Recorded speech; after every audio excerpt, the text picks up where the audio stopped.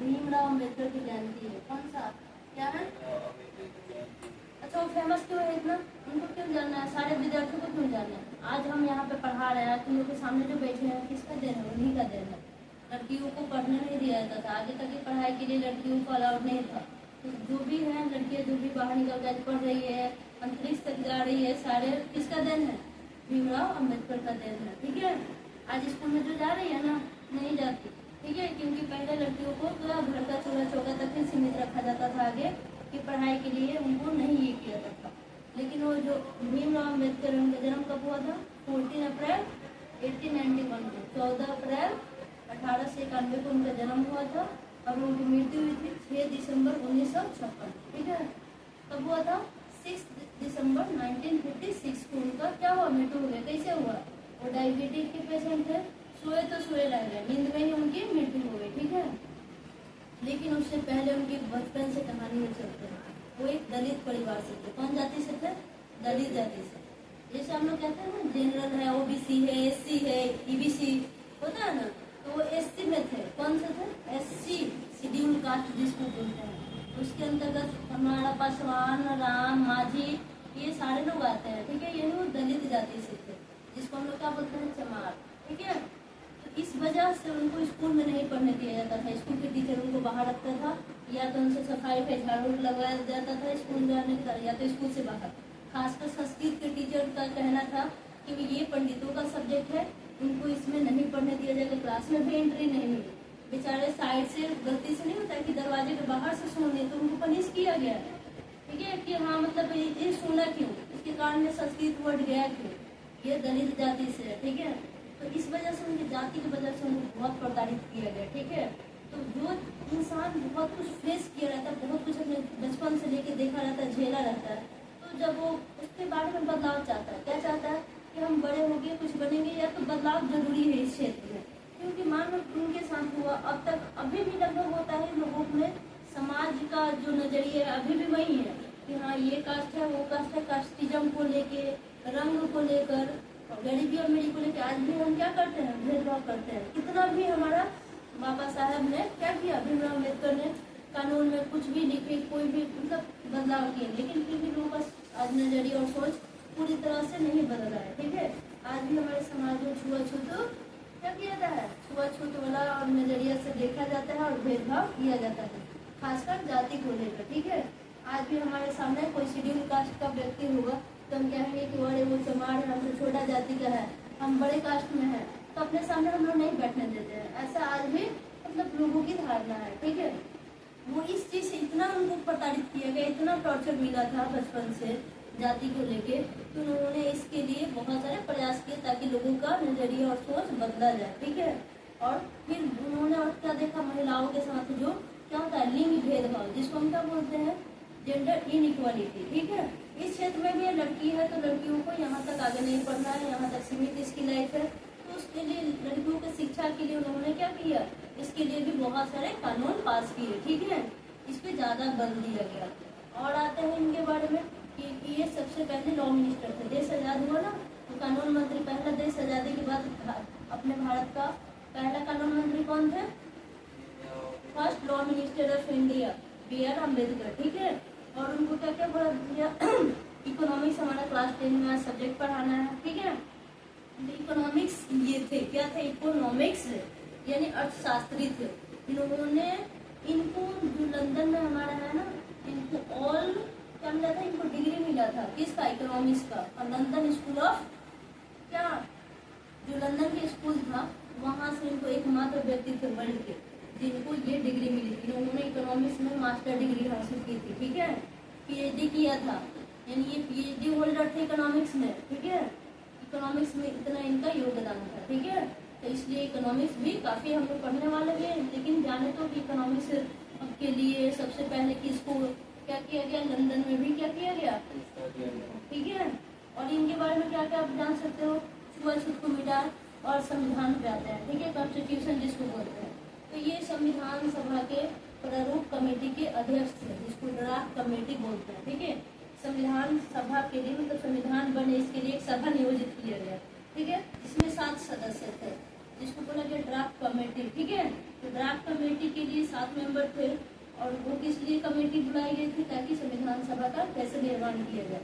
इसमें ये उसके अध्यक्ष थे। ठीक है, ड्राफ्ट कमेटी के अध्यक्ष किस कौन थे, डॉक्टर B.R. अम्बेडकर। ठीक है, और इनके बारे में क्या क्या नॉलेज है जो भी है इकट्ठा करो और जानो कि ये क्यों महत्वपूर्ण है। खासकर और भी क्या क्या किए जो भी लेबर थे, इंडस्ट्रियल लेबर जो में काम करते थे, इंडस्ट्री में काम करते थे, उनके लिए ये बोले कि अगर वो क्या कर रहे हैं, जितने भी लेबर हैं उनको इक्वल पेमेंट मिले। कितना मिले, अगर काम सेम कर रहा है तो जाति को लेकर या किसी भेदभाव नहीं करने कि उसको ज्यादा पेमेंट मिले, उसको कम मिले, हर एक व्यक्ति को क्या मिले, ज्यादा समान पेमेंट मिले। ठीक है, सैलरी जो है उसको समान दिया जाए। और उन्होंने क्या योगदान दिया, जो 12 घंटा जो वर्कर्स का ड्यूटी होता था उसको कम करके 8 घंटा कर दिया। 12 आवर्स को कितने घंटे में कम करवा दिए। ठीक है, और हिंदू जो बिल था उनको क्या किए, पंडित जवाहरलाल नेहरू ने इसको रिजेक्ट कर दी कि नहीं ये बिल पास नहीं होगा, हिंदू लॉ बिल। ठीक है, तो इसलिए उन्होंने लॉ मिनिस्टर पे तो के पद पे थे कौन, डॉक्टर B.R. अम्बेडकर, उन्होंने रिजाइन दे दिया क्योंकि नेहरू जी ने इसे क्या पास नहीं होने दिया हिंदू बिल को। ठीक है, जिस वजह से इन्होंने क्या किया, लॉ मिनिस्टर के पद से रिजाइन दे दिया। ठीक है, त्याग पत्र दे दिया। तो अब तक हमने क्या क्या जाना, इन्होंने 12 घंटा के जो वर्किंग आवर्स था उसको 8 घंटा कर दिए। सेम पेमेंट जो भी इंडस्ट्रियल लेबर्स थे उनको क्या मिले, वर्कर को सेम काम के लिए सेम पेमेंट मिले। ठीक है, इक्वल पेमेंट मिले। महिलाओं की शिक्षा के लिए काफी ज्यादा जोर दिए, इसके लिए भी उन्होंने बहुत सारे कानून पास किए, कानून बनाए। उसके बाद छुआछूत को मिटाने के लिए, ठीक है, और PhD होल्डर थे। ठीक है, साउथ एशिया के PhD होल्डर थे। समझ में आया, ये हमारे किसके बारे में था, डॉक्टर भीमराव अम्बेडकर के बारे में। ठीक है, आज क्यों उनके बारे में पढ़ा है, क्योंकि उनकी आज क्या है, जयंती है। कब जन्म लिए थे, 14 अप्रैल 1891 को। मृत्यु कब हुई थी, 6 दिसंबर 1956 को। ठीक है, किस वजह से हुई थी, वो पहले हाँ सोए तो नींद नहीं, उनकी मृत्यु हो गई। ठीक है, और इनके बारे में बहुत सारा, आज तक वैसा कोई पैदा नहीं हुआ जो उनका बराबरी कर सके। कितना भी पंडित जवाहरलाल नेहरू, सरदार वल्लभ भाई पटेल, KM मुंशी जितने भी थे, ठीक है, उनके सामने मतलब वो लोग थे संविधान सभा को निर्माण करने में कमेटी के सदस्य थे, लेकिन ये उसके अध्यक्ष थे। और इनके देन से आज महिला या जाति भेदभाव को थोड़ा कम किया गया और महिलाओं को ज्यादा क्या किया गया है, प्रोमोट किया गया, आगे बढ़ावा मिला है आगे की उच्च शिक्षा के लिए। ठीक है, तो सबसे ज्यादा हम महिलाओं को उनको धन्यवाद देना चाहिए, ताकि हम ही लोग के लिए उन्होंने बहुत सारे क्या किए, बिल पास किए और कानून बनाए और नियम बनाए। ठीक है, अब हम आते हैं इकोनॉमिक्स वाले हैं। इसमें सार्वजनिक सुविधाएं, क्लास 10 इकोनॉमिक्स में टॉपिक है हमारा सार्वजनिक सुविधाएं। सार्वजनिक सुविधा मतलब सबको जो सुविधाएं मिलती है वो क्या हो जाएगा, सार्वजनिक। इसमें हम क्या देखने वाले हैं, पहले टॉपिक क्या था लघु आय और अन्य मापदंड। आज हम देखने वाले हैं नेक्स्ट टॉपिक सार्वजनिक सुरक्षा सुविधा। अच्छा, उसमें क्या देखे थे आय और अन्य मापदंड में, उसमें हमारा टॉपिक था कि हरियाणा, केरल और बिहार का कुछ तुलनात्मक अध्ययन किया गया था, कुछ डेटा लिया गया था और उसका कंपेयर किया गया था। जैसे कि शिशु मृत्यु दर हो गया, नियमन उपस्थिति हो गया, साक्षरता दर हो गया, ये सारे मापदंड लिए गए थे राज्यों के बीच में तुलना करने के लिए। ठीक है, कि उसमें क्या था, शिशु मृत्यु दर में क्या था, कोई बच्चा पैदा लिया किसी के घर में, 1000 बच्चे पैदा लिए और उसमें से कितने बच्चे अपने पहला जन्मदिन उसका माना नहीं, उससे पहले ही वो मर गया। ठीक है, तो सोचो, अच्छा ये एक पैमाना है। और ये भी होता है कि जब जिसके बच्चे मरते हैं तो उस घर बच्चा पैदा लेता है उस दिन तो बहुत खुशी होगा, लेकिन 1 साल के भीतर उसके बच्चे मर जाते हैं तो सोचो उस माँ बाप को क्या कहता होगा। तो ये हमारे देश के डेवलपमेंट में के लिए क्या है, सही नहीं माना जाएगा जिस राज्य का शिशु मृत्यु दर ज्यादा होगा। ठीक है, तो ये टॉपिक हमने देख लिया था। आगे देखते हैं सार्वजनिक सुविधा। ठीक है, पेज नंबर 11 है क्लास 10 का इकोनॉमिक्स का चैप्टर 1। चैप्टर क्या है हमारा, विकास, डेवलपमेंट। ऐसा क्यों है कि हरियाणा में औसत व्यक्ति की आय केरल के औसत व्यक्ति की आय से अधिक है, जो हमने इसके प्रीवियस पेज में देखा।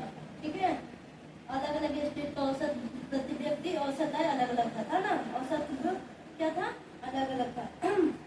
लेकिन इन महत्वपूर्ण क्षेत्रों में वह केरल से पीछे है। कौन? हरियाणा। इसका कारण यह है कि आवश्यक नहीं कि जेब में रखा रुपया वे सब वस्तुएं और सेवाएं खरीद सके जिनकी आपको बेहतर जीवन के लिए आवश्यकता हो सकती है। ठीक है, यह है कि जो केरल जो है हरियाणा से पीछे है। कहाँ पे? ऐसा क्यों है कि हरियाणा में औसत व्यक्ति की आय, ठीक है, औसत व्यक्ति की आय केरल के औसत व्यक्ति की आय से अधिक है। ठीक है, लेकिन इन महत्वपूर्ण क्षेत्रों में वह केरल से पीछे है। ठीक है, इसका कारण क्या है कि यह आवश्यक नहीं कि जेब में रखा रुपया वे सब वस्तुएं और सेवाएं खरीद सके जिनकी आपको एक बेहतर जीवन के लिए आवश्यक है। एक बेहतर जीवन के लिए सिर्फ हमारे पैसे या पैकेट में जो पैसे है वही पर्याप्त नहीं है। पैसे से सामान खरीद सकते हैं, मन की शांति को नहीं खरीद सकते। ठीक है, हमारे फीलिंग्स को कोई हर्ट करेगा, कोई भला बुरा बोल दिया, एक मतलब क्या बोलते दुखी माहौल हो गया, तो वहाँ पे हम सारी चीजें जो जीवन के लिए बेहतर होनी चाहिए वो तो पर्याप्त नहीं है ना। तो पैसा से हम सिर्फ चीजें खरीद सकते हैं। ठीक है, खुशी नहीं खरीद सकते। हाँ, कुछ चीज खरीद कर हम लोग कुछ देर के लिए खुश होते हैं। क्या रियली वो हमको सेटिस्फाइड करते हैं? क्या हम अपने जीवन से संतुष्ट हैं? चीजें खरीद कर लोग संतुष्ट हो जाता है कुछ पल के लिए कि हाँ हमको ये चाहिए, पैसा है खरीद लिए, बस वो टेम्पोररी खुशी है। लेकिन खुशी और संतुष्टि में अंतर होता है कि हम अपने जीवन से वाकई में संतुष्ट हैं या नहीं। हमारे जीवन को संतुष्ट करने के लिए क्या क्या और चीजें चाहिए जो हमारे जीवन को संतुष्ट करे, किसी व्यक्ति के लाइफ को क्या करता हो, पूरी तरह से कंप्लीट करता हो कोई ऐसा। तो इसमें भौतिक और अभौतिक दोनों चीजें जरूरी होती है। सिर्फ पैसा से खरीदी जा सकने वाली चीजें हमारी खुशियों को नहीं पूरा कर सकता। नागरिक कितनी भौतिक वस्तुएं और सेवाएं प्रयोग कर सकते हैं, इसके लिए आय अपने आप में संपूर्ण रूप से पर्याप्त सूचक नहीं है। समझ में, इससे पहले भी बोले कि नागरिक जो होते हैं कितनी भौतिक वस्तु और सेवाएं प्रयोग कर सकते हैं, इसके लिए आय अपने आप में संपूर्ण रूप से पर्याप्त सूचक नहीं है। सिर्फ आय ही नहीं है कि इंसान का पूरा सेवा और उसका भौतिक वस्तुओं को फुलफिल कर पाए। ठीक है, आगे उदाहरण के लिए सामान्यतः आपका द्रव्य आपके लिए प्रदूषण मुक्त वातावरण नहीं खरीद सकता। समझ में आया? द्रव्य यानी पैसा रुपया। तो पैसा रुपया से क्या हम पोल्यूशन फ्री एटमॉस्फेयर आ सकता है, इन्वायरमेंट जो हमारा होगा क्या हो सकता है, पोल्यूशन फ्री कर सकता है। दिल्ली में सबसे ज्यादा क्या है, सबसे ज्यादा पोल्यूटेड माना जाता है कि दिल्ली सबसे ज्यादा पोल्यूटेड सिटी में होता है। ठीक है, हमारी राजधानी जो है वो क्या है, सबसे ज्यादा प्रदूषित है। तो क्या पैसे से कोई भी व्यक्ति उसको प्रदूषण फ्री कर सकता है? ठीक है, आगे है या बिना मिलावट की दवाएं आपको नहीं दिला सकता। ठीक है, बिना मिलावट की दवा पैसा हम देके भी कहेंगे कि नहीं भाई हमको कोई मिलावट वाली दवा नहीं चाहिए, अच्छी दवा दो जिसमें कोई मिलावट नहीं हो। तो पैसा देके भी इस चीज को हम लोग हासिल नहीं कर सकते। ना ही पर्यावरण प्रदूषित वातावरण हम लोग खरीद सकते हैं, ना ही क्या बिना मिलावट वाली दवा खरीद सकते हैं पैसों से। ठीक है, जब कह रहा है कि जब तक आप ऐसे समुदाय में ही जाकर नहीं रहने लग जाते जहाँ ये सुविधाएं पहले से उपलब्ध है। ठीक है, हम लोग को वो ऐसे समुदाय में जाके रहना होगा जहाँ पे ये सुविधाएं पहले से उपलब्ध हो। ठीक है, और जिस माहौल में रह रहे हैं, जिस पर्यावरण में रह रहे हैं, जो प्रदूषित है, तो पैसे से उसको हम ठीक नहीं कर सकते। द्रव्य आपको संक्रामक बीमारियों से भी नहीं बचा सकता। द्रव्य यानी पैसा। पैसा अगर आएगा तो कोविड को कोई नहीं हटा सका। ठीक है, जब तक आपका पूरा समुदाय इनसे बचाव के लिए कदम नहीं उठाता। सिर्फ एक व्यक्ति अगर किसी के पास बहुत ज्यादा पैसा तो पैसा देके कोई संक्रामक बीमारी आ गया तो उससे बचाव नहीं कर सकते जब तक कि पूरा आदमी मिल के उसके लिए बचाव के लिए कोई ठोस कदम ना उठाए। वास्तव में जीवन में बहुत सी महत्वपूर्ण चीजों के लिए सबसे अच्छा और सबसे सस्ता तरीका इन वस्तुओं और सेवाओं को सामूहिक रूप में उपलब्ध कराना है। कहने का मतलब है एक आदमी के पास काफी पैसा है तो वो उससे पूरा माहौल ठीक नहीं कर सकता, ना ही संक्रामक बीमारियों को दूर कर सकता है। तो इससे अच्छा है कि सारे जो भी सामूहिक रूप से उपलब्ध कराना है किसको, सारे समुदाय को। ठीक है, वास्तव में जीवन में बहुत सी महत्वपूर्ण चीजों के लिए सबसे अच्छा और सस्ता तरीका इन वस्तुओं और सेवाओं को सामूहिक रूप से उपलब्ध कराना।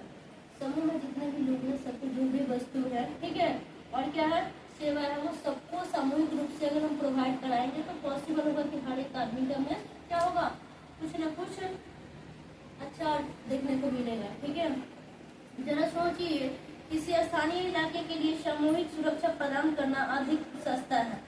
कहाँ के लिए, लोकल के लिए। ठीक है, अब लोकल आदमी है तो वहाँ के लिए हम कुछ देंगे, बोलेंगे भाई ग्रुप में अपने बांट लेना। एक कम्युनिटी के लिए है ये चीज है। जैसे सपोज एक भंडारा हुआ तो इतना ही दूर के लोग क्या कर लेंगे, उसका फायदा काफी दूर वाले तो नहीं ना आएंगे। तो कह रहा है क्या कि किसी स्थानीय इलाके के लिए सामूहिक सुरक्षा प्रदान करना अधिक सस्ता है अथवा हर घर के लिए अलग अलग सुरक्षा गार्ड रखना। पॉज करो जरा, पॉज करो।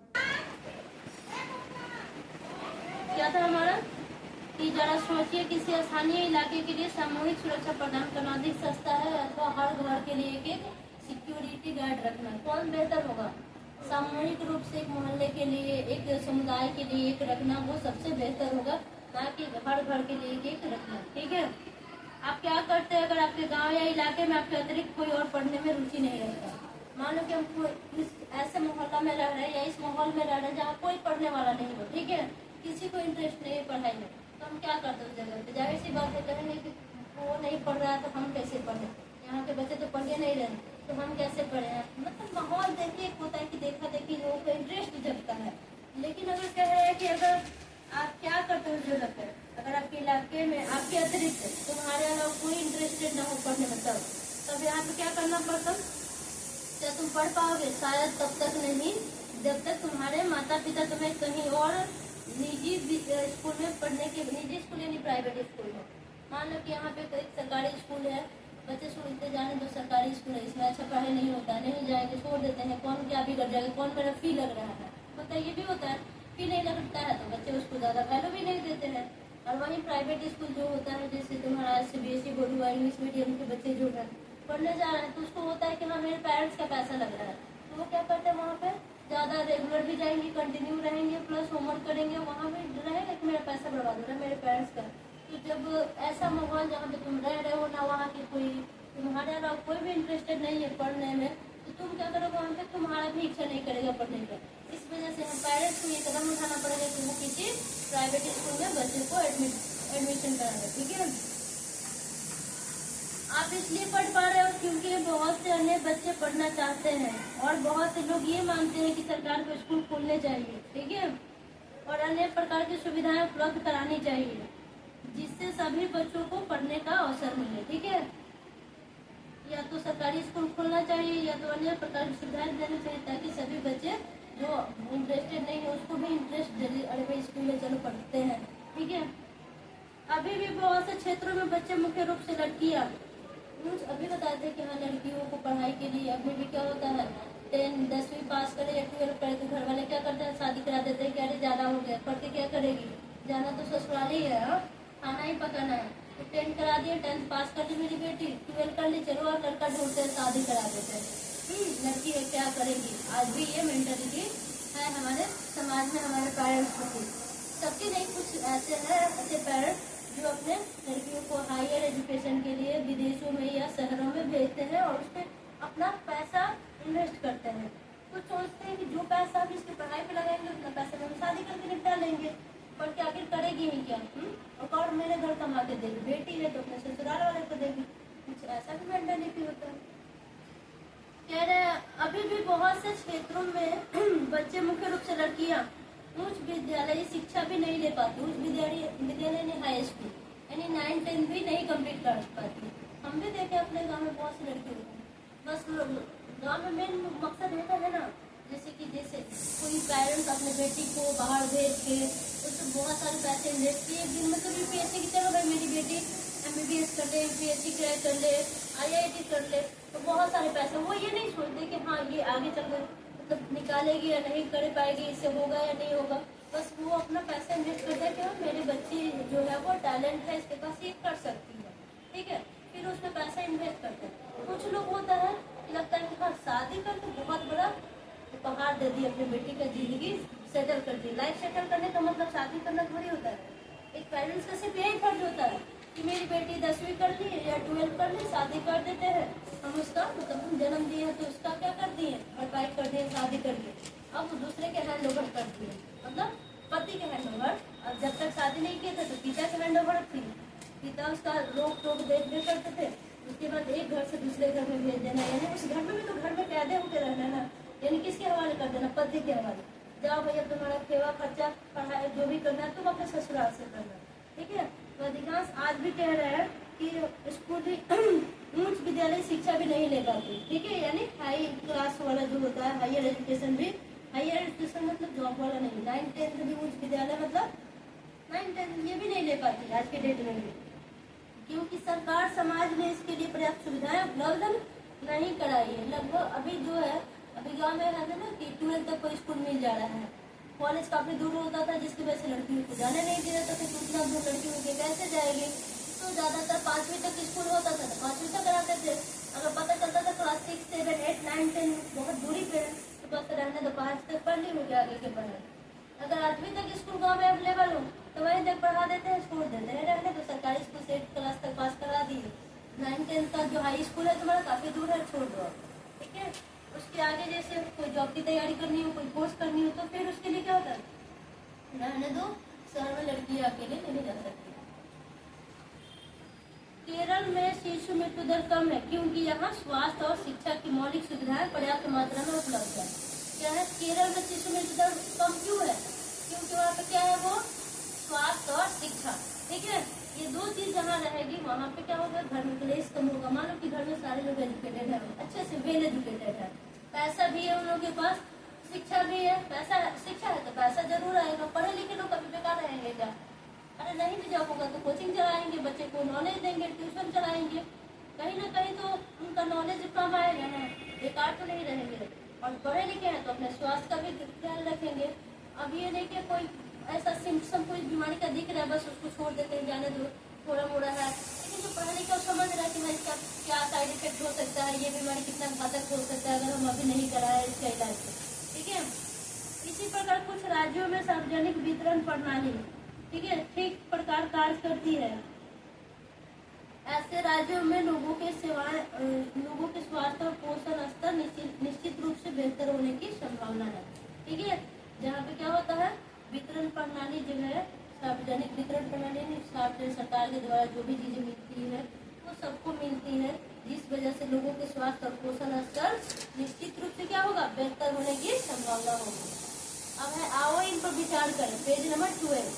इसमें कह रहा है, पहला है तालिका 1.3 और 1.4 के आंकड़ों को देखिए। पीछे दिया गया है 1.3 और 1.4। 1.3 में चयनित राज्यों की प्रति व्यक्ति आय और 1.4 में है हरियाणा, केरल और बिहार के कुछ तुलनात्मक आंकड़े, ठीक है। इसको देखने के लिए कह रहे हैं, बिकॉज इसलिए कह रहे हैं क्या, हरियाणा केरल से साक्षरता दर में उतना ही आगे है जितना प्रति व्यक्ति आय के विषय में नहीं, ठीक है। हरियाणा केरल की अपेक्षा साक्षरता दर में उतना आगे नहीं है जितना प्रति व्यक्ति आय में, यानी हरियाणा का जो तालिका पीछे दिया गया 1.3 और 1.4, जिसमें हरियाणा के प्रति व्यक्ति आय ठीक है केरल से, लेकिन साक्षरता दर में उतना आगे नहीं है जितना कि केरल है, ठीक है। दूसरा क्वेश्चन दिया, आओ इन पर विचार करें में। ऐसे दूसरे उदाहरण सोचिए जहाँ वस्तुएं और सेवाएं व्यक्तिगत स्तर की अपेक्षा सामूहिक रूप स्तर पर उपलब्ध कराना अधिक सस्ता है। अभी तो बोले सामूहिक रूप से उपलब्ध कराना, कौन सा होगा, ऐसा कौन सा सेवा है, जैसे एक पूरा समूह के लिए, एक समुदाय के लिए एक सिक्योरिटी गार्ड रख देना, ठीक है। एक सिक्योरिटी गार्ड रहेगा पूरा मोहल्ले का या पूरा समुदाय का देखरेख करेगा, ना कि हर एक घर में एक एक रखा जाए सुरक्षा गार्ड। तो कौन सा सुविधा बेहतर है यहाँ पे, समूह वाला। हाँ?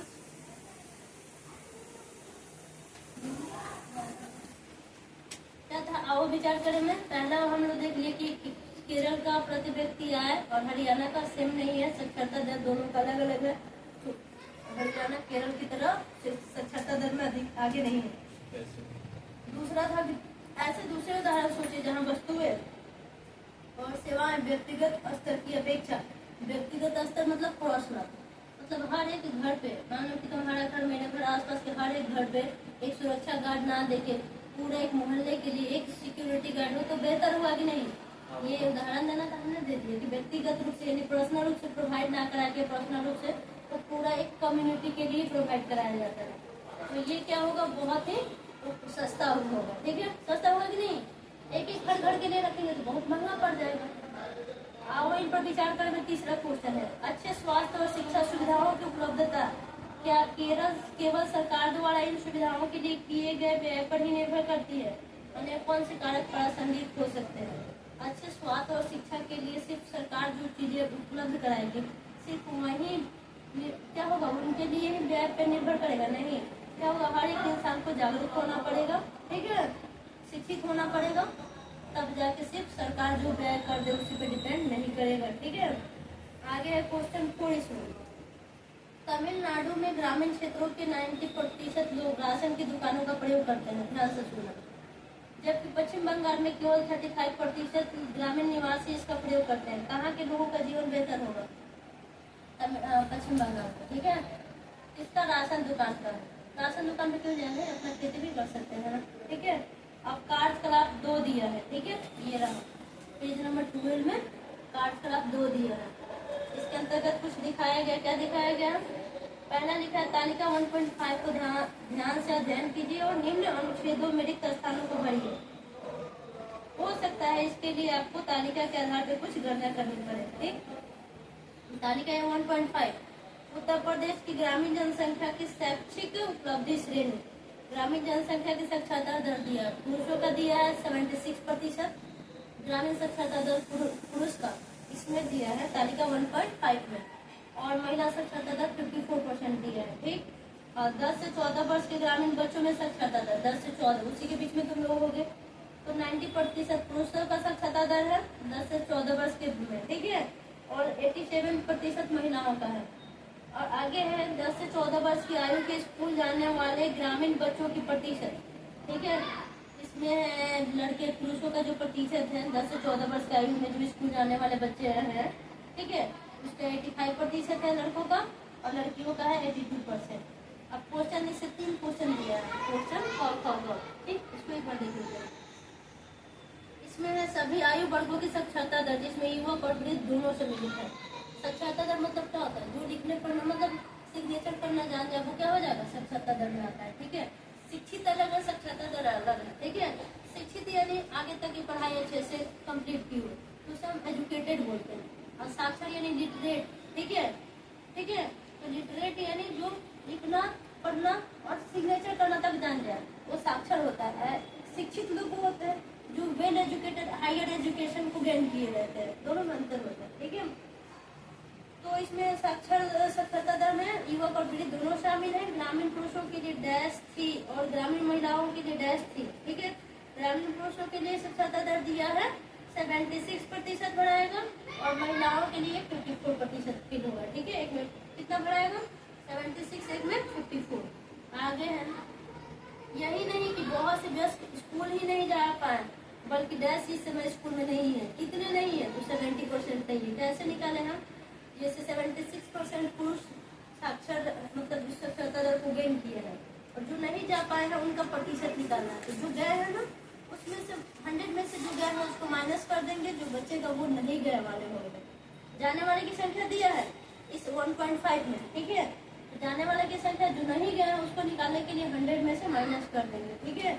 और महिला पुरुष दोनों का पूछ रहा है तो प्लस कर देंगे, दोनों का 100 में से घटा के और दोनों को जोड़ देंगे, वही नहीं जाने वाले में हो जाएंगे, ठीक। आगे क्या हम कह रहा था पहला महत्व में, यही नहीं कि बहुत से व्यस्त स्कूल ही नहीं जा पाए, तो जो जो स्कूल नहीं जा पाए उनको हम कैसे निकालेंगे, ठीक है। तो जो गए हैं उसको 100 में से माइनस करके, ठीक है, प्रतिशत इसका निकल जाएगा। और नंबर क्या है, इस तालिका से स्पष्ट है कि 10% ग्रामीण लड़कियां और 10% ग्रामीण लड़के स्कूल नहीं जा रहे हैं। कितने प्रतिशत जा रहे हैं? जाने वाले की संख्या दिया है 90, स्कूल जाने वाले की संख्या दी है 85% और 82%। नहीं जाने वाले का पूछ रहा है। बॉक्स में क्या दिया है तालिका में? तालिका में यहाँ देखो, ये दो नंबर है ना, ये वाला 90% लड़के गए हैं, ठीक है, और इधर लड़कियों का परसेंट दिया है, लड़कियों का, ये बॉयज का है और ये गर्ल्स का है, स्कूल जाने वाले का, ठीक है। 10 से 14 वर्ष की आयु के स्कूल जाने वाले ग्रामीण बच्चों की प्रतिशत, तो कितने नहीं गए हैं? 10% ग्रामीण लड़की और 10% ग्रामीण लड़के स्कूल नहीं जा रहे हैं। इसको पढ़ने के नहीं जाने वाले का क्या हो जाएगा? क्योंकि हर चीज अपने आप में 10%, ये जाने वाले हैं, ठीक, और नहीं जाने वाले का निकालने के लिए क्या करेंगे? 100 प्लस 90 गया 10%। पहले ही बोला कि इसमें कुछ करना पड़ेगा, नहीं जाने वाला, ठीक है। ये बॉयज गर्ल्स है, ठीक है। नहीं जाने वाले कितने लड़के होंगे? 10 से 14 वर्ष के 10%। कितनी लड़कियां? तो 13%, ठीक है। 13% कैसे है? 100 में से 87 को घटा दिए, क्योंकि हर चीज अपने आप कितना 100%, तो उसमें से 87% लड़कियां स्कूल जा रही थी, नहीं जाने वाला की 13% हो गया।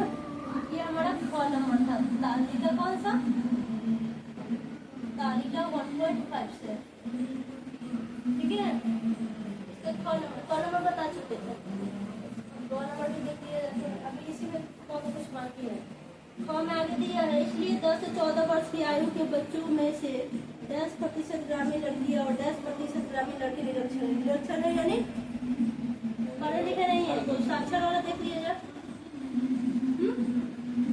स्कूल जाने वाले का प्रतिशत कह रहे 10%, इतना नहीं जाना है। जाने वाले का 77%, जाने वाले का प्रतिशत कितना है बाबू, 85%। ठीक, 10 का कितना है 82%। नहीं जाने वाले का कितना हो जाएगा 18%। इधर कितना 18% हो गया। 85 और 15 100, 82 और 18 100। पहला वाला में में यही था कि इस तालिका से स्पष्ट है कि 10% ग्रामीण लड़कियां और 10% ग्रामीण लड़के स्कूल नहीं जा रहे हैं। तो जाने वाले की संख्या तो देखेंगे ना, जाने वाले का नीचे है, सबसे नीचे वाला में 85% और 82%। 85-82 जा रहे हैं लड़का लड़की, और जो नहीं जा रहे हैं ये हो गया। इसी में और फिल करना है।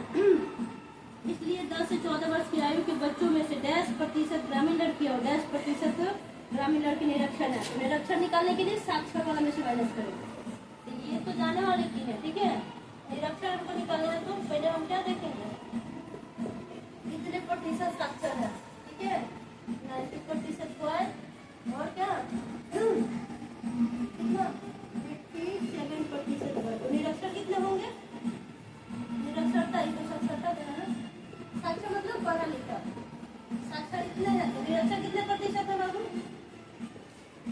निरक्षर कितना होगा 10% लड़के निरक्षर है और 13% लड़के निरक्षर है। ये स्कूल जाने वाला का हम आंकड़ा निकालेंगे कि 10 से 14 वर्ष की उम्र में कितने प्रतिशत लड़के स्कूल जा रहे हैं, कितने तो जाने में 85% बच्चे लड़के जा रहे हैं, 82% लड़कियां जा रही है। और कितनी नहीं जा रही है स्कूल 10 से 14 वर्ष किस उम्र में, 10 से 14 वर्ष की उम्र में। तालिका 1.5 तक है, ठीक है। तो नहीं जाने वाले लड़के हैं 15% और गर्ल्स है 18%। अब है कह रहे हैं इसी में कितनी प्रतिशत लड़कियां निरक्षर है, कितनी प्रतिशत लड़के निरक्षर है। तो साक्षर वाला में से ही घटाएंगे, ठीक है। तो साक्षर वाला देखेंगे डेटा क्या है, साक्षरता दर में 90% दिया है और 87% गर्ल्स बॉयज का। तो 90 ये 10% क्या है निरक्षर है, यानी पढ़े लिखे नहीं है, एकदम अंगूठा छाप है। और ये क्या है 87 ये है, तो 13% इधर है जो लड़कियां निरक्षर है। ये हमने किसको पूरा किया, ख नंबर। तालिका 1.5 का ग नंबर देखते हैं। थोड़ा कैलकुलेशन करना था। हमारी स्वतंत्रता के 70 वर्षों के बाद डैश भी आए, कितने आयु वर्ग के लोग 10 से 14, कितने वर्ष के लड़के क्या हो जा रहे हैं 10 से 14 वर्ष के लड़के, ठीक है। ये वर्ग में इस उच्च स्तर की निरक्षरता चिंताजनक है, ठीक है। कह रहे हैं कि कितना आयु वर्ग के बच्चों का चिंताजनक का विषय, यानी चिंता का विषय बना हुआ। 10 से 14 वर्ष के बच्चे, लड़का हो या लड़की हो, आज भी इतने प्रतिशत निरक्षर है और इतने प्रतिशत स्कूल नहीं जा रहे हैं। तो ये एक चिंता का विषय बना हुआ है, ठीक है। यही पढ़ना था, बस गौ बता दिए थे, गौ हो गया, गौ हो गया। तालिका 1.5 कंप्लीट हुआ हमारा, ठीक है। अब आते हैं कार्यकलाप 3। तो यहाँ देखो क्या है हमारा टॉपिक, कार्यकलाप 3, ठीक है। कार्यकलाप 3 में हमारे क्या है BMI, ठीक है। बॉक्स में दिया हुआ है क्लास 10 के पहले चैप्टर में। तो BMI का फुल फॉर्म क्या होता है इकोनॉमिक्स में, बॉडी मास इंडेक्स, ठीक है। शरीर द्रव्यमान सूचकांक, ठीक है हिंदी में। ये क्या होता है BMI क्या है, एक मेडिकल स्क्रीनिंग टूल है, ठीक है। BMI क्या है, एक मेडिकल इंस्ट्रूमेंट है, ठीक है, जो क्या करता है शरीर में वसा की मात्रा का अनुमान लगाने के लिए ऊंचाई और वजन के अनुपात को मापता है, ठीक है। इससे फॉर्मूला से पता होगा, ठीक है। किसको मापता है, फैट की मात्रा को, कितना हमारे बॉडी में फैट होनी चाहिए, कितना नहीं, कितना फैट है। अगर ज्यादा है तो बीमारी का कारण है, नॉर्मल है तो ठीक है, कम है तो ओवर वेट क्या बोलेंगे उसको, अंडर वेट बोलेंगे। अगर BMI से अगर हमारा क्या आ रहा है, कम आ रहा है तो अंडर वेट है और हमारे अंदर पोषण की कमी है, बार बार बीमार पड़ सकते हैं। नॉर्मल है तो ठीक है। अगर BMI ज्यादा है हमारे शरीर का तो क्या मानेंगे कि हमें क्या है, केयर की जरूरत है और बीमारी का कारण हो सकता है, ठीक है। ये हमारा BMI का बस डेफिनेशन है, BMI क्या है। तो ये शरीर में वसा की मात्रा का अनुमान लगाता है। किसका? फैट की मात्रा। हमारे बॉडी में, किसी के बॉडी में फैट कितना है इसका अनुमान किससे लगाते हैं? बीएमआई से। बीएमआई निकालने के लिए क्या क्या चाहिए? क्या क्या चाहिए? वेट और हाइट, ठीक है। उस एज में बच्चे का वेट कितना है, वजन कितना है, और वजन को किलोग्राम में मापेंगे, किसमें? और उस एज में बच्चे का हाइट कितना है, ठीक है। और उस हाइट को मीटर स्क्वायर में करेंगे। सपोज दैट हमारा वो हाइट कितना है, वजन है 70 kg, ठीक। और ये हमारा हाइट सपोज दैट मान लेते हैं 1 पॉइंट कितना है 1.7 है मीटर स्क्वायर। इसको 2 बार कर देते हैं 1.7 करके देख लेना, ठीक है। जो आएगा 70 में से इसको करके डिवाइड कर देंगे, जो आएगा वो हमारा बीएमआई निकलेगा। बीएमआई क्या निकलता है? फैट की मात्रा को निकलता है, ठीक है। किसके? हमारे बॉडी में कितनी फैट है, कितना होनी चाहिए? नॉर्मल होगा 18 के आसपास है तो नॉर्मल है, ठीक है। उससे कम है तो क्या मानेंगे? कम है तो पोषण की कमी है, हमको केयर करने की जरूरत है, ठीक है। कमजोरी है, बहुत ज्यादा बीमार पड़ सकते हैं, और ज्यादा है वो भी बीमारी के कारण है, ठीक है। लगभग 39-40 के करीब होगा तो वो हमारा क्या होगा? ज्यादा मोटापा का कारण होगा, ओबेसिटी के कारण होगा। और उसको उससे क्या हो सकता है हमारे शरीर में ये फेफड़े संबंधी, ठीक है, और हार्ट संबंधी बीमारी हो सकती है। यहाँ तक कि कैंसर भी होने की संभावना हो सकती है ज्यादा ओबेसिटी, मोटापा से, ठीक है। अगर हमारे बॉडी में बीएमआई की मात्रा बहुत ज्यादा बढ़ गई है, ठीक है।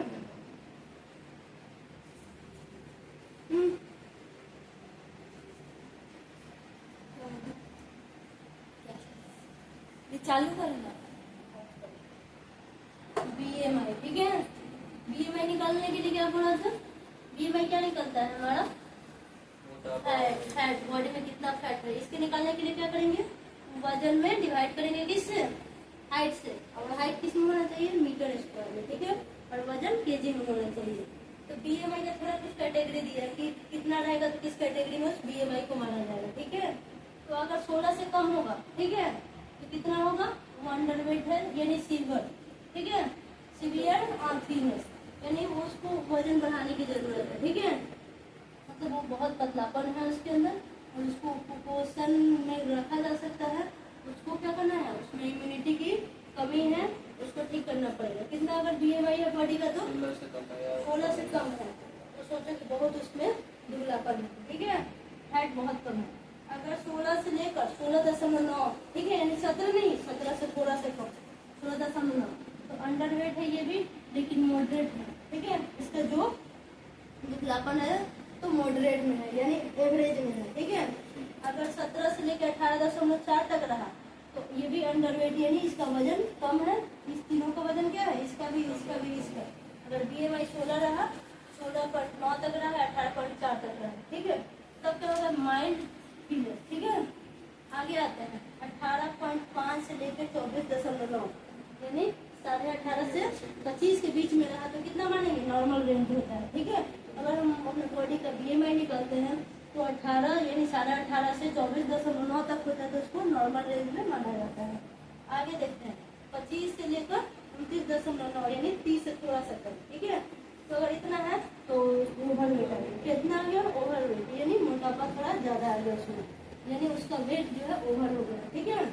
ये पीरियोमिक्स, ठीक है, यानी पहला इसका ओबेसिटी का पहला चरण स्टार्ट होगा, पहला लक्षण दिखाई देगा जब उसका बीएमआई 25 से 29.9 की डिफरेंस आते हैं। 30 से लेकर 34.9 तक अगर बॉडी का बीएमआई है तो इसको ये भी ओबेसिटी में आ जाएगा, चरण पहला, यानी मोटापा का पहला चरण दिखने लगा। कितना पे?